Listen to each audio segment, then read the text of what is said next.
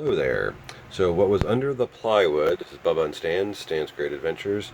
So this is Stan, and we pulled the plywood up, and so it's just the tin, the sheet metal of the camper under there.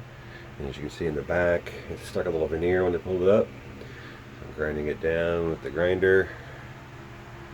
Button dry back. Make sure you have proper breathing apparatuses.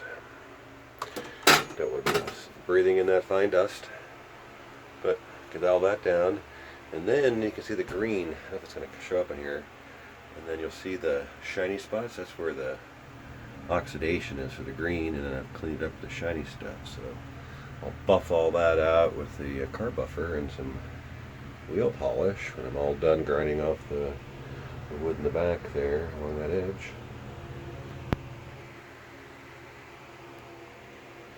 This edge, you can see where it actually corroded all the way through. I'll put a piece of flashing in there. I'll bend it at a 90 degree and then lay it lengthways and glue it, and then put one on the bottom and glue it up. And I'll put a L bracket on each side and put new plywood in, and then glue it to the bottom of the plywood.